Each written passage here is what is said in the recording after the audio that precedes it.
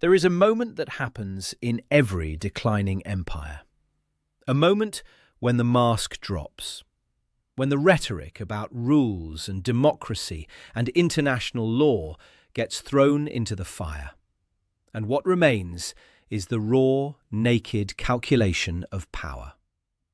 That moment arrived on January 3rd, 2026, at 2 in the morning in the skies above Caracas. While the city slept, over 150 American aircraft launched from 20 bases scattered across the Western Hemisphere. They flew low, just 100 feet above the Caribbean waters, invisible to radar, carrying Delta Force operators and law enforcement agents toward a single target: a fortified compound in downtown Caracas. Inside that compound, Venezuelan President Nicolás Maduro was meeting with China's special envoy, discussing their strategic partnership, joking about his zodiac sign, completely unaware that his government was about to end in fire and blood. By the time Maduro's wife said she thought she heard aircraft outside, it was already too late. American helicopters were hovering over the presidential residence. Missiles slammed into Fort Tiuna, Venezuela's largest military complex. Flames erupted across northern Caracas as air defense systems were obliterated. Within minutes, Delta Force operators had breached the compound's steel doors, caught Maduro completely by surprise, and dragged him and his wife onto a helicopter. By 3:29 in the morning, they were over international waters, bound for the USS Iwo Jima. By Sunday afternoon, Maduro was in a Manhattan courtroom, in handcuffs, pleading not guilty to drug trafficking charges, calling himself a prisoner of war. Operation Absolute Resolve, they called it. The most brazen act of regime change America has conducted since the invasion of Iraq. Over 100 people were killed in the raid.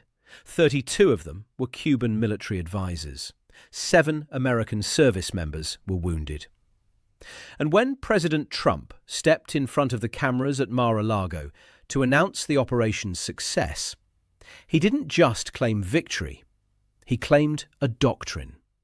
The Donroe Doctrine is a big deal, Trump declared, but we've superseded it by a lot, by a real lot. They now call it the Donroe Doctrine. The Donroe Doctrine, a portmanteau of Donald and Monroe, stamped onto American foreign policy like a brand. And with those words, Trump didn't just announce the capture of one dictator.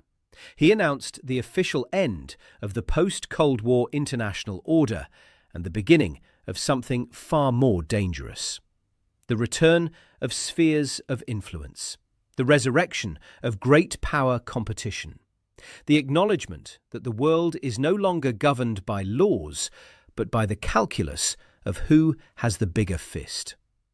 What happened in Venezuela was not about drugs. It was not about human rights. It was not even really about Nicolás Maduro. It was about oil. It was about China.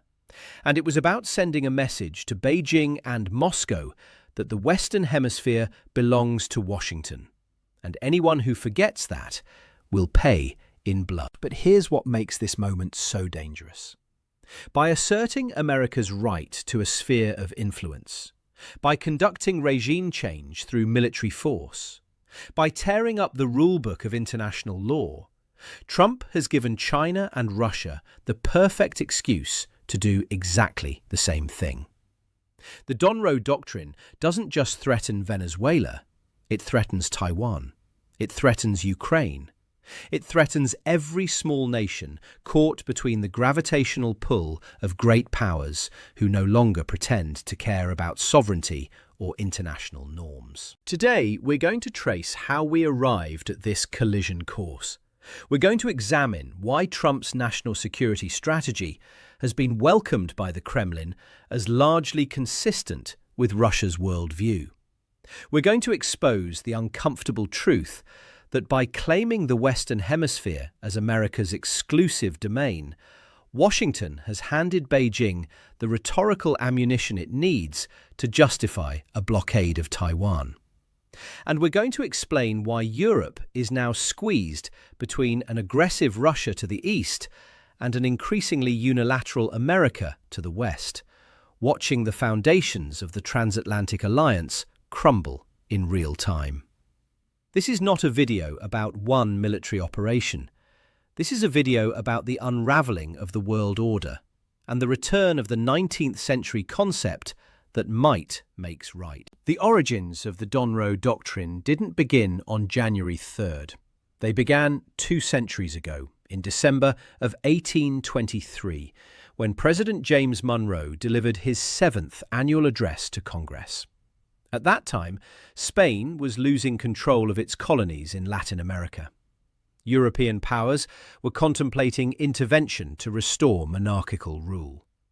Monroe's message was simple and defiant. The Americas are no longer open for European colonization. Any attempt by Europe to extend its political system to this hemisphere would be viewed as an act of aggression against the United States. For decades, the Monroe Doctrine was more aspiration than reality. America in 1823 had neither the military power nor the economic clout to enforce it. But by the dawn of the 20th century, everything had changed. Theodore Roosevelt took Monroe's doctrine and added his own corollary, the Roosevelt Corollary, which declared that the United States had the right to exercise international police power throughout the Western Hemisphere. This became the justification for decades of American intervention. Haiti, Nicaragua, Dominican Republic, Guatemala, Chile, Panama. Every coup, every invasion, every installation of a friendly dictator was justified by this doctrine. The Western Hemisphere was America's backyard, and Washington would tolerate no challenge to its preeminence. But by the end of the Cold War, this kind of naked imperialism had become politically untenable. In 2013, Secretary of State John Kerry stood before the Organization of American States and declared that the era of the Monroe Doctrine is over. He spoke about partnership, about treating Latin American nations as equals, about adhering not to doctrine, but to shared values. That era lasted exactly 12 years. On December 2nd, 2025, on the 202nd anniversary of Monroe's original speech, the Trump White House released a presidential message announcing the rebirth of the doctrine under a new name, the Trump Corollary to the Monroe Doctrine. The language was unambiguous. After years of neglect, the United States would reassert and enforce the Monroe Doctrine to restore American preeminence in the Western Hemisphere. America would deny non-hemispheric competitors the ability to position forces or control strategic assets in the region. The American people, not foreign nations or globalist institutions, would control their destiny. And then, just 7 days later, Trump's administration released its 2025 National Security Strategy. Unlike the bloated, jargon-filled documents that normally come from Washington, this one was short, clear, and brutally honest. It laid out a vision of the world divided into spheres of influence. The Western Hemisphere as America's exclusive domain. And it identified 3 threats that justified military intervention: migration, drug trafficking, and China. China. That's the word that appears again and again in the document. Not Russia, not terrorism, China. Because while Trump's rhetoric frames the Donroe Doctrine as a restoration of American sovereignty, the real target is not drug cartels or illegal migrants. The real target is Beijing's growing influence in America's backyard. And this is where the collision course begins. For the past 2 decades, while America was bogged down in the Middle East, fighting forever wars in Iraq and Afghanistan, China was quietly building an economic empire in Latin America. Today, China is the largest trading partner for every country in South America except Colombia. Chinese investment in the region exceeds $600 billion. 22 Latin American nations have joined China's Belt and Road Initiative. Chinese companies control key infrastructure at the Panama Canal. Chinese telecoms giants like Huawei have built significant market share, pushing out Western competitors. And, most critically, China maintains a surveillance facility in Cuba, just 90 miles from American shores. In December of 2025, Beijing released its third policy paper on Latin America, outlining a vision of partnership without attaching any political conditions. The timing was deliberate. The same day, American forces seized a Venezuelan oil tanker carrying over 1 million barrels of crude. Two systems, two visions, one hemisphere. The collision was inevitable. Because here's what Trump and his advisors understand. If China consolidates its economic grip on Latin America, if it turns the region into a reliable source of raw materials and a captive market for Chinese goods, then America's strategic position crumbles. The Donroe Doctrine wasn't just about keeping Europe out. It was about ensuring that the United States would never face a hostile power with a foothold in the Americas. A hostile power that could threaten supply lines, establish military bases, or project power into the Caribbean. That's why the capture of Maduro wasn't just about Venezuela. Venezuela has the largest proven oil reserves on the planet. For years, China has been buying Venezuelan oil at discounted prices, paying not in dollars, but in yuan and cryptocurrency. Venezuela had become the laboratory for a post-dollar oil market. By seizing control of Venezuela's government, by installing a friendly administration that will price oil in dollars and invite American companies back in, Washington is trying to slam the door on China's economic expansion. But Beijing was watching, and Beijing is learning all the wrong lessons. The day after Maduro's capture, Chinese netizens flooded social media with a single question. If the United States can invade Venezuela and arrest its president, why can't China do the same in Taiwan? This is the nightmare scenario that foreign policy experts warned about. By conducting a military operation to depose a foreign leader, by justifying it under the guise of law enforcement, by wrapping it in the language of hemispheric security, Trump has created a precedent. And that precedent can be weaponized. China has long insisted that Taiwan is an internal matter, a renegade province that must be reunified with the mainland, by force if necessary. But international law, the rules-based order, the post-World War II consensus, all of these restrained Beijing from acting unilaterally. The cost of invading Taiwan, the diplomatic backlash, the economic sanctions, the risk of American military intervention, all of this made the calculation too risky. But Trump has changed the calculation. By asserting that great powers have the right to police their own spheres of influence, by demonstrating that America will use military force to remove governments it deems hostile, by explicitly embracing a world divided into regional hegemonies, Trump has given Beijing the rhetorical cover it needs. On December 25, 2025, China's People's Liberation Army conducted war games simulating blockades of Taiwan's two largest ports. The exercises, called Justice Mission 2025, practiced the exact same tactics that America just used against Venezuela. Maritime exclusion zones, economic strangulation, the isolation and eventual capitulation of a hostile government. The timing was not coincidental. Now, experts will correctly point out that Taiwan and Venezuela are not equivalent. Taiwan is a democracy of 23 million people.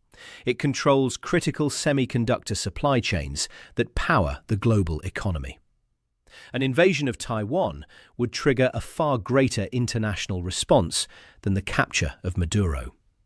Japan has already declared that a Chinese blockade of Taiwan would be a survival-threatening situation, potentially justifying the use of force. But the point is not that China will invade Taiwan tomorrow. The point is that Trump has given Beijing the arguments it needs to justify such an invasion when the time comes.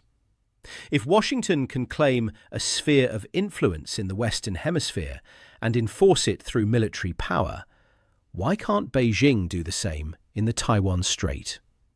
If America can remove a democratically questionable leader who courts hostile foreign powers, why can't China remove a separatist government in Taipei that China considers part of its historical territory? This is what Chinese foreign policy analysts are now calling New Monroeism. The belief that great powers have the inherent right to dominate their regions and exclude outside interference.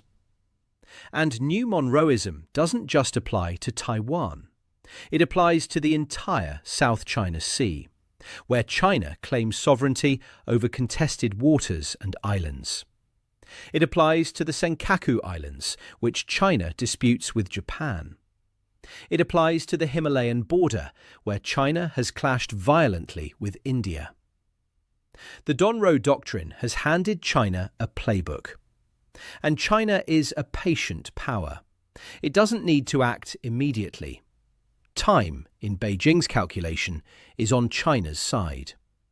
While America focuses its military resources on the Western Hemisphere, while Washington pours troops and ships into the Caribbean to enforce its new doctrine, China can continue building its military capabilities, waiting for the moment when the costs of American intervention become too high.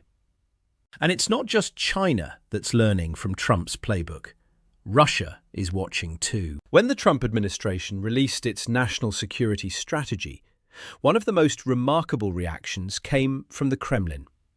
Dmitry Peskov, Putin's spokesman, called the document largely consistent with Russia's view of the world.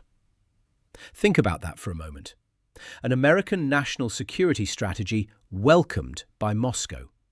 That alone should tell you how much has changed. The Russian Federation has spent the last decade articulating a vision of a multipolar world order. A world where great powers manage their own spheres of influence, where smaller nations in their vicinity are expected to align with their larger neighbours, where the era of American unipolarity is over. Putin invaded Ukraine in February of 2022 with precisely this logic. Ukraine, in Russia's view, falls within Moscow's natural sphere of influence. Its attempts to join NATO, to align with the West, to elect a pro-European government, all of this represented an intolerable encroachment by outside powers into Russia's backyard. The Trump administration's national security strategy essentially validates Putin's worldview. By asserting America's right to dominate the Western Hemisphere, by conducting regime change in Venezuela, by embracing the concept of spheres of influence, Trump has signaled that Washington accepts a multipolar order where each great power polices its own neighborhood. The NSS devotes significant attention to restoring strategic stability with Russia. It speaks of managing relations with Moscow, of finding areas of cooperation, of avoiding unnecessary confrontation. It frames the world not in terms of democracy versus autocracy, but in terms of realist power politics and regional balances. This is music to Putin's ears. Because if America has the right to its sphere of influence, then by symmetry, so does Russia. The Trump administration has been notably quiet about Ukraine. It has floated peace plans that would involve blocking Ukraine from NATO membership, recognizing Russian territorial gains, and deepening economic cooperation with Moscow. It has suggested that Europe, not America, should bear the primary burden of containing Russia. European leaders are terrified. Anna Wieslander, Director for Northern Europe at the Atlantic Council, described the situation bluntly. Europe is now being squeezed from both the East and the West.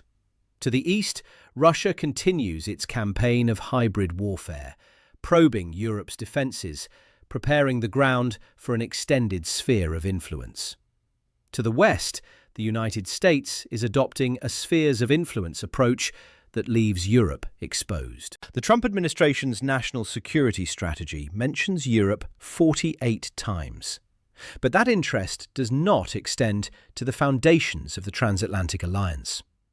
Instead, the document lays out what critics describe as a plan for subversion.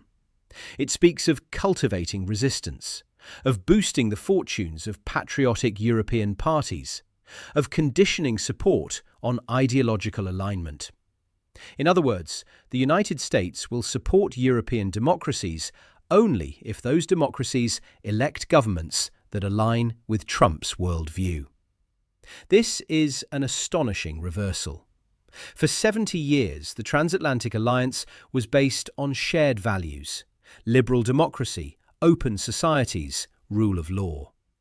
The Trump corollary to the Donroe Doctrine has replaced values with interests. And if Europe's interests diverge from America's, if European nations resist Washington's demands, then America will work to change those governments. The consequences are already visible. Denmark's Prime Minister issued a stark warning after Trump repeated his desire to annex Greenland. "I believe the American president should be taken seriously when he says he wants Greenland," she said. Denmark is a NATO ally. Greenland is Danish territory. And yet, Trump is openly discussing seizing it by force if necessary. The message is clear. Even America's closest allies are not safe from the logic of the Donroe Doctrine. If a territory has strategic value, if it sits within America's definition of the Western Hemisphere, which Trump has expanded to include Greenland and the Arctic, then Washington reserves the right to control it, regardless of international law or alliance obligations. This is what analysts mean when they describe Trump's foreign policy as a return to the 19th century.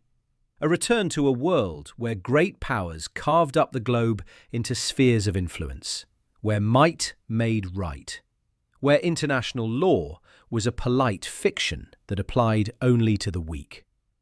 The uncomfortable truth is that the international order was always built on a foundation of hypocrisy. America has lectured the world about sovereignty while conducting coups in Iran, Guatemala, Chile, and dozens of other countries. America has championed international law while ignoring it whenever convenient. The difference now is that Trump has stopped pretending. The Donroe Doctrine is American foreign policy with the mask off. It's a confession that power, not principle, is what really matters. And once that mask comes off, it's very difficult to put back on. Because now, when America condemns Russia's actions in Ukraine, when Washington lectures Beijing about respecting Taiwan's autonomy, when the State Department issues statements about international norms, the rest of the world can point to Venezuela and ask, where were these principles when you were bombing Caracas? China's foreign ministry issued a statement the day after Maduro's capture. It called the operation a brazen use of force against a sovereign state, a fundamental violation of international law and the UN Charter. Russia convened an emergency meeting of the Security Council. Even America's European allies expressed discomfort, warning that the operation set a dangerous precedent. But Trump and his advisors don't care about precedent. They care about results.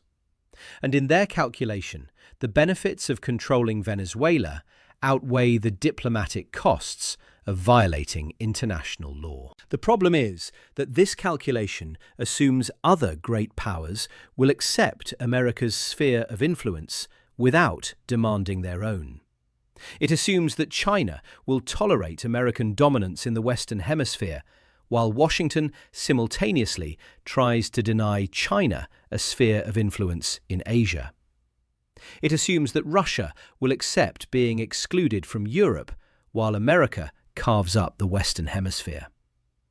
These assumptions are wrong, and that's why we're on a collision course. Look at what's happening in the Western Pacific right now. In the days following Maduro's capture, China dispatched air, naval, and rocket troops to conduct military drills around Taiwan. Beijing called it a stern warning against separatist and external interference forces. But everyone understands the real message. If America can use military force to remove a leader it doesn't like, so can China. The Trump administration approved an $11 billion weapons package for Taiwan in December, the largest arms sale in history. This was meant to signal American commitment to Taiwan's defense. But Trump also downplayed China's military drills as not a big deal, and he's been notably focused on trade agreements with China rather than security commitments. The message Beijing is receiving is mixed and dangerous.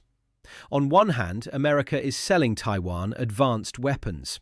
On the other hand, America is preoccupied with its own hemisphere and may not have the bandwidth or political will to intervene if China acts.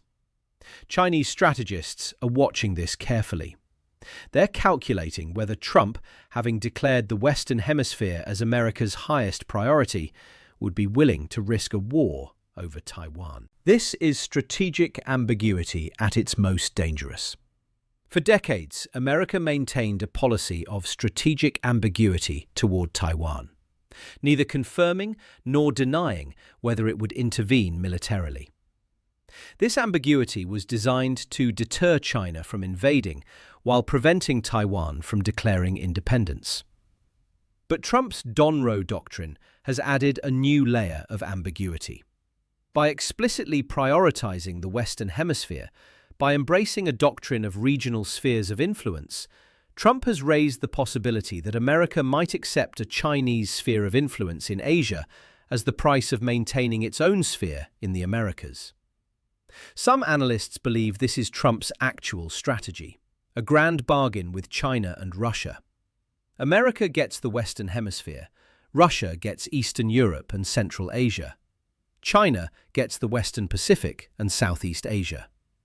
A new concert of powers, carving up the world like it's 1815 all over again. If this is the plan, it's staggeringly naive. Because spheres of influence don't stay static. They expand. Russia won't stop at Ukraine, China won't stop at Taiwan, and America, having justified military intervention in Venezuela, will find it very difficult to resist the temptation to use force elsewhere in the hemisphere. Already, Trump has threatened Colombia, saying it could face a similar fate as Venezuela. He's said Cuba is ready to fall. He's warned Mexico that it could be next. These aren't idle threats. The military infrastructure is already in place. Over 12,000 American troops are deployed in the Caribbean on nearly a dozen warships. The USS Gerald R. Ford, America's most advanced aircraft carrier, is patrolling Venezuelan waters.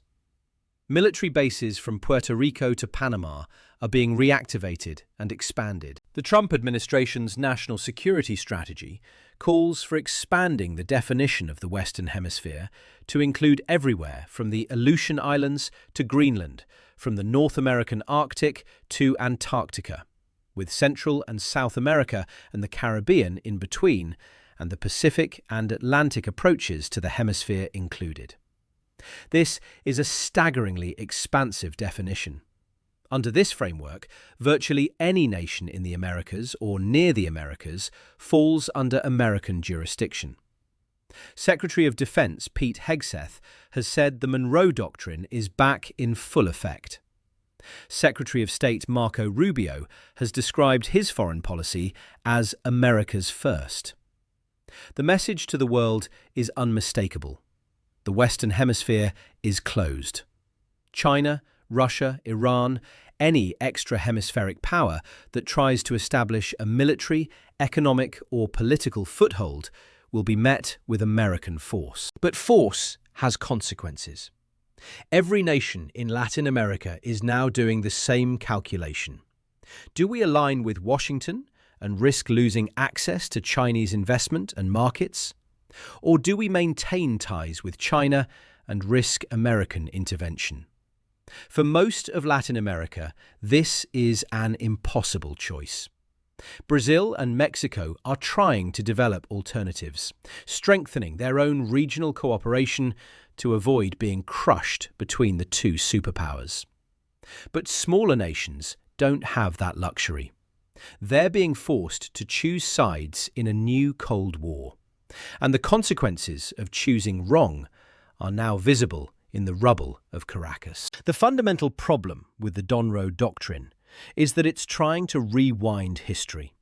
It's trying to return to an era when America was the unquestioned hegemon of the Western Hemisphere, when Latin American nations had no alternative to American power. But that era is gone. China's economic footprint is too deep. The Belt and Road Initiative has built infrastructure that can't be easily dismantled.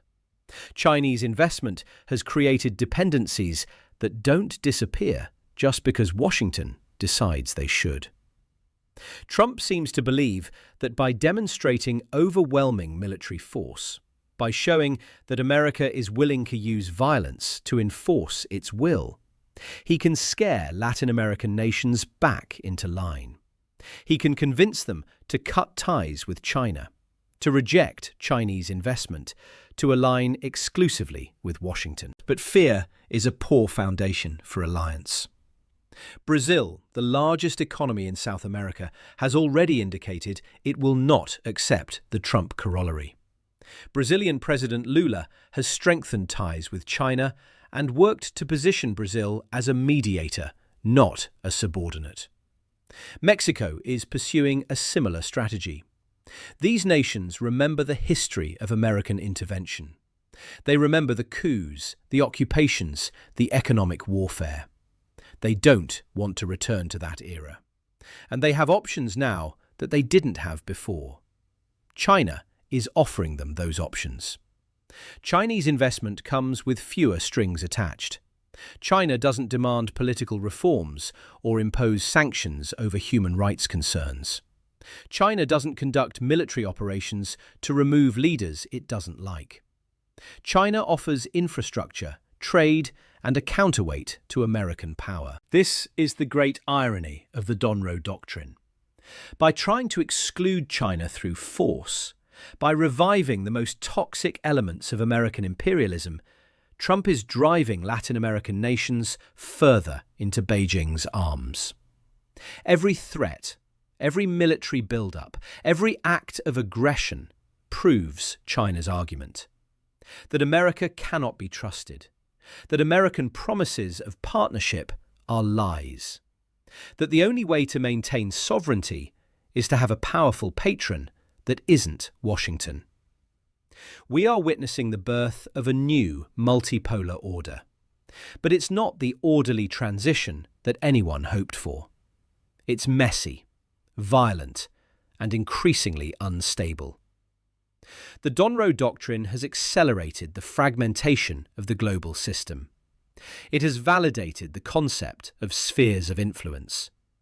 It has given every great power the excuse to dominate its neighbours through force. The collision is coming. It might come in Taiwan, when China decides the moment is right to enforce its reunification. It might come in Ukraine, when Russia tests whether Trump will abandon European allies. It might come in the Caribbean, when another Latin American nation decides it won't accept American dominance. Wherever it comes, it will be shaped by the precedent set in Caracas. The rules-based international order, whatever its flaws, provided guardrails. It created norms, institutions, mechanisms for dispute resolution. The Donroe Doctrine has torn down those guardrails. What replaces them is the law of the jungle, where survival depends on power and the strong devour the weak. Trump and his advisors believe this makes America stronger. They believe that by asserting dominance in the Western Hemisphere, by demonstrating willingness to use force, by embracing realism over idealism, they're restoring American greatness. But strength is not just about military power. It's about alliances, trust, legitimacy, the ability to lead not just through fear, but through shared interests and values. The Donroe Doctrine has destroyed much of that legitimacy. It has made America feared, but not respected. It has demonstrated power, but lost trust. And in a multipolar world where America faces peer competitors, where economic interdependence limits the effectiveness of military force, where the ability to build coalitions matters more than the ability to project violence, this trade-off may prove catastrophic. The capture of Maduro will go down in history as a turning point. Not because it changed Venezuela. Venezuela's future remains uncertain, caught between American occupation and internal chaos. It will be remembered as the moment America chose empire over alliance, force over diplomacy, dominance over partnership. And it will be remembered as the moment when the collision between great powers became inevitable. Because once you teach the world that spheres of influence are legitimate, that military force is acceptable, that international law is optional, you can't unring that bell. China is listening. Russia is listening. Every regional power that thinks it deserves its own sphere of influence is listening. The Donroe Doctrine has set the rules for the new game, and in this game, everyone plays by the same rules. That's what makes the next decade so dangerous. If you found this analysis valuable, please hit the like button and subscribe to the channel. We're tracking these geopolitical shifts as they happen, cutting through the noise to show you what's really happening beneath the surface. Because the mainstream media will tell you that Venezuela was about drugs and democracy. But you and I know better. It was about power. It was about spheres of influence. And it was about setting the stage for conflicts that will define the rest of this century. The collision has begun, and none of us are ready for what comes next.